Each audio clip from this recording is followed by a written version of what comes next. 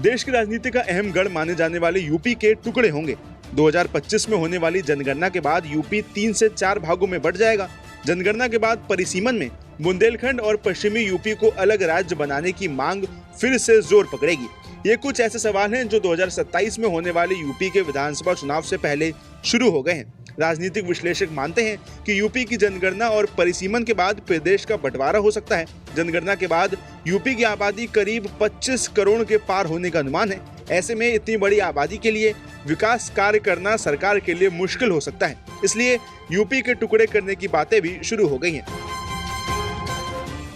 वहीं इसी कड़ी में शासन के सूत्रों के मुताबिक लोकसभा और विधानसभा क्षेत्रों का परिसीमन तो लगभग तय ही है, जो कि 2027 में होगा। परिसीमन का आधार जनगणना होगा। सरकार प्रत्येक लोकसभा और विधानसभा क्षेत्र के लिए न्यूनतम जनसंख्या निर्धारित करेगी। यूपी में फिलहाल 403 विधानसभा क्षेत्र और 80 लोकसभा क्षेत्र हैं। हर विधानसभा क्षेत्र में औसतन 4 लाख मतदाता हैं। लोकसभा क्षेत्र में 20 से 25 लाख वोटर हैं। विधानसभा और लोकसभा चुनाव के दौरान मतदाताओं की इतनी बड़ी संख्या को साधना चुनौतीपूर्ण होने के साथ महंगा भी पड़ता है। ये भी प्रदेश के टुकड़े करने की एक अहम वजह बन सकता है। वहीं जानकारों का मानना है कि परिसीमन के बाद यूपी में विधानसभा की 100 और लोकसभा की 30 सीटों तक बढ़ जाएंगी। वहीं इसी के साथ अगर अनुमान सही रहा तो विधानसभा में 500 और लोकसभा में यूपी की 100 से 110 सीटें होंगी। जानकारों का मानना है कि परिसीमन के बाद यूपी में बड़ी लोकसभा और विधानसभा की सीटें ही यूपी के बंटवारे का आधार बनेगा।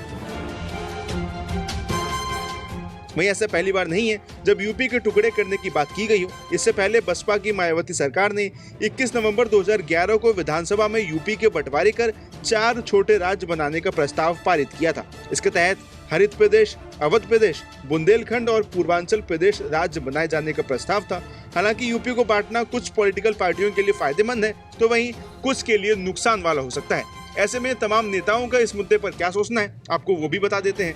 सबसे पहले अगर राज्य के मौजूदा सीएम योगी आदित्यनाथ की बात करें तो सियासी एक्सपर्ट्स का मानना है कि सीएम योगी आदित्यनाथ यूपी का बंटवारा नहीं चाहते हैं। भाजपा और देश की राजनीति में जिस तरह योगी का कद बढ़ा है, उसे देखते हुए परिसीमन या यूपी के बंटवारे का कोई भी निर्णय योगी की सलाह के बिना होना संभव नहीं है। उसके बाद बसपा और मायावती की बात की जाए तो 2011 में बसपा जब ये प्रस्ताव लेकर आई थी तब माना जा रहा था कि बसपा को इससे ज्यादा फायदा हो सकता था। जिस समय ये प्रस्ताव बनाया गया उस समय बसपा को सबसे ज्यादा सीटें पूर्वांचल और पश्चिम उत्तर प्रदेश से मिली थी। मध्य और बुंदेलखंड में कम सीटें थी। बसपा को लगा था कि यूपी का विभाजन होगा तो उसका पूर्वांचल और पश्चिम उत्तर प्रदेश में वर्चस्व रहेगा। हालांकि बसपा के लिए फिलहाल समीकरण बिल्कुल अलग है। ऐसे में अगर विभाजन होता है तो इससे मायावती को कुछ फायदा मिलेगा नहीं, ये देखने वाली बात होगी। वहीं इसके अलावा आरएसएस और भाजपा छोटे राज्यों के समर्थक रहे।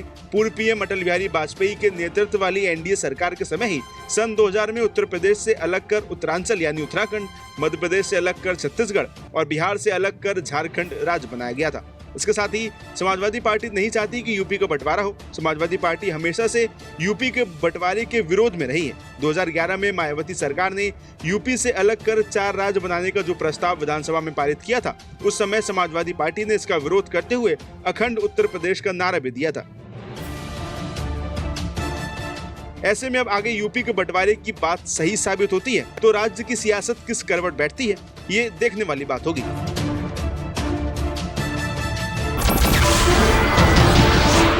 नमस्कार, मैं हूं मानक गुप्ता। अगर आपको हमारा ये वीडियो पसंद आया हो तो इसे लाइक और शेयर जरूर करें और हां, हमें सब्सक्राइब और फॉलो करना ना भूलें ताकि आप देश और दुनिया की कोई खबर मिस ना करें। तो जुड़े रहिए हमारे साथ और देखते रहिए न्यूज़ 24।